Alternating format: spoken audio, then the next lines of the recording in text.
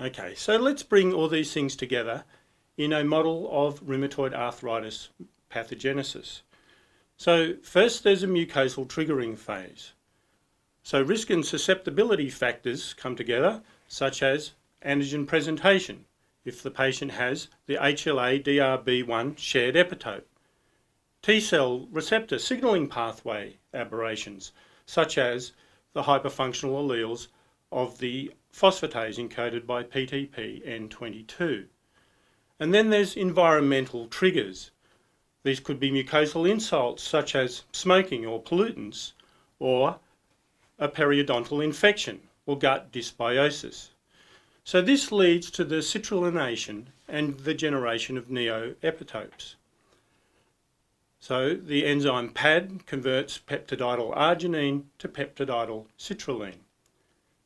But before we go on, we really have to think about how this happens, because physiologically citrullination is very tightly regulated. The enzyme PAD is dependent on free calcium, which is very low in the intracellular environment. Then its catalytic thiol is inactivated by the oxidizing extracellular environment. And then neutrophil PAD4, which is the main suspect in this process, is expressed in the nucleus, and so its activity is focused on nuclear proteins. So how does PAD citrullination occur? Well, enter stage left, Aggregatibacter actinomycetum commentans. Now that's a horrible mouthful, so let's call it AA for short. While 11% of the general population have antibodies to a pore-forming protein of AA called leukotoxin A, half of all RA patients have these antibodies, suggesting there is some association between AA infection and rheumatoid arthritis initiation in a sizable subset of patients. So let's look a little closer at periodontal infection by Aggregatibacter actinomycetum commentans. It's a gram-negative pathogen and it's associated with 60% of chronic periodontal disease. Here we have a happy resting neutrophil with inactive PAD enzyme because there is low intracellular calcium. AA evades immune clearance by expressing a protein called leukotoxin alpha that forms membrane pores. Through the formation of these membrane-lytic pores, the leukocyte is flooded with extracellular calcium, which activates the host PAD enzyme, leading to the dysregulated hypercitrullination of many host proteins, including the initiating autoantigens in rheumatoid arthritis. Finally, the leukocyte is osmotically lysed, releasing citrullinated antigens. Now, there's likely to be similar calcium-mediated PAD activation events that occur with Staphylococcus aureus infections and Streptomyces infections, as these pathogens also produce factors that lead to the translocation of calcium. So in our model of where we're looking at mucosal triggering, we now have a specific risk factor, which is the periodontal infection with AA. This leads to neutrophil recruitment. The AA leukotoxin A mediates calcium flux in those neutrophils. It activates PAD4. There's citrullination of proteins leading to neoantigens. And these altered self-neoantigens are released when the neutrophils lyse. And then periodontal pathogen-associated molecular patterns released by the AA pathogen are sensed by innate receptors on antigen-presenting cells. So this would be like LPS to TLR4. And this leads to the activation of macrophages and DCs. So these antigen-presenting cells load with these neoantigens and migrate to the lymph nodes, where they present antigen. So here we have another of the risk factors, the major susceptibility gene, having the HLA-DR shared epitope. So if you remember, this is the HLA-DR which cannot present a peptide that has an arginine for the P4 pocket, but will present a citrulinated peptide where that arginine is changed from a positive charge to the neutral citrulline side chain. So these neoantigens are loaded by these HLA-DR shared epitope molecules. So then the action has now moved to the lymph node, and this is where tolerance is broken. So the APCs, macrophages, DCs, present the antigens, the neoantigens in the HLA-DR to T cells. The neoantigen stimulates CD4 T cell proliferation, and the CD4 T cells give help to autoreactive B cells, and this leads to the production of the anti-citrulinated protein antibodies. So here, the other major risk factor of aberrant TCR signaling comes into play. For example, having that PTPN22 encoded phosphatase that acts downstream of the TCR, the T cell receptor. So individuals with TCR signaling defects have ineffective central tolerance, and so autoreactive T cells are in more abundance in these individuals.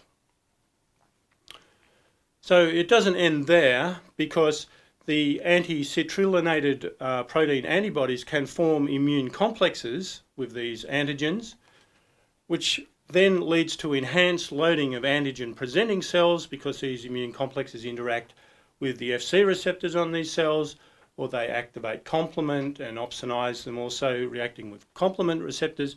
So you get enhanced antigen loading of the antigen-presenting cells. And this leads to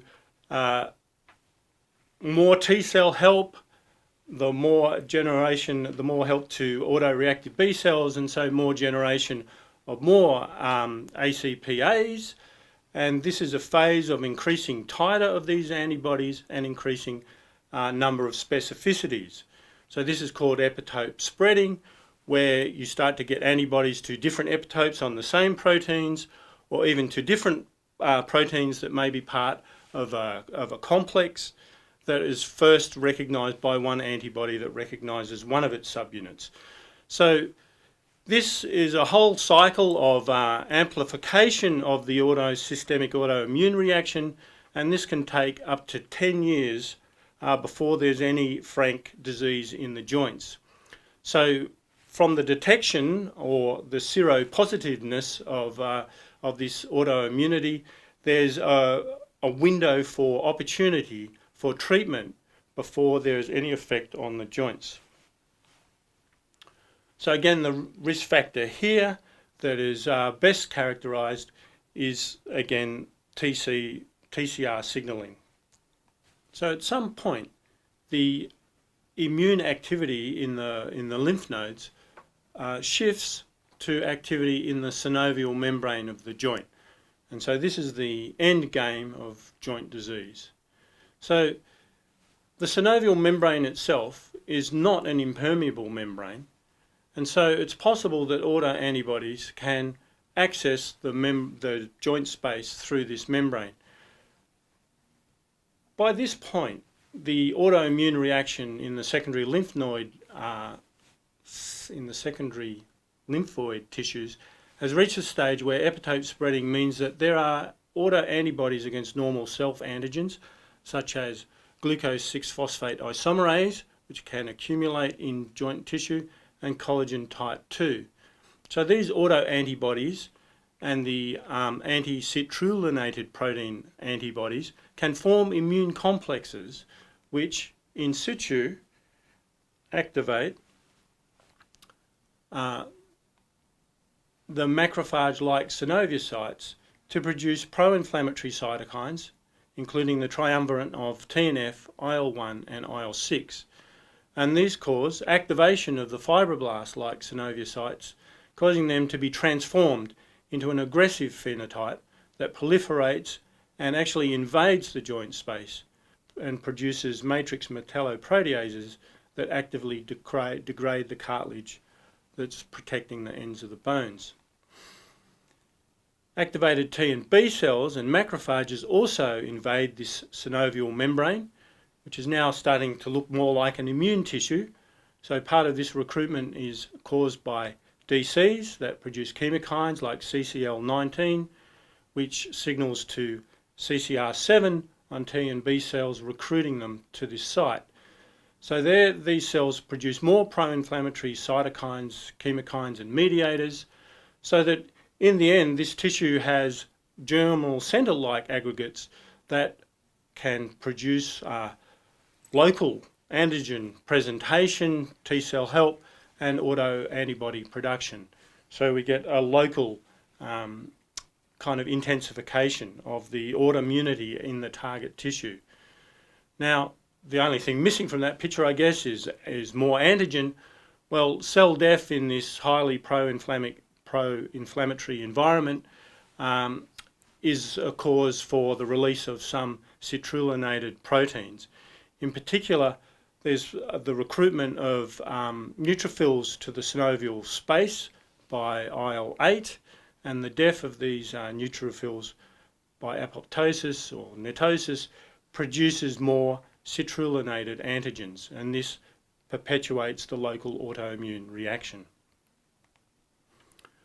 Lastly, rancor produced by T cells, Th17 cells in particular, and the fibroblast-like synoviocytes, in the context of the other pro-inflammatory cytokines, particularly TNF, drives the activity of osteoclasts.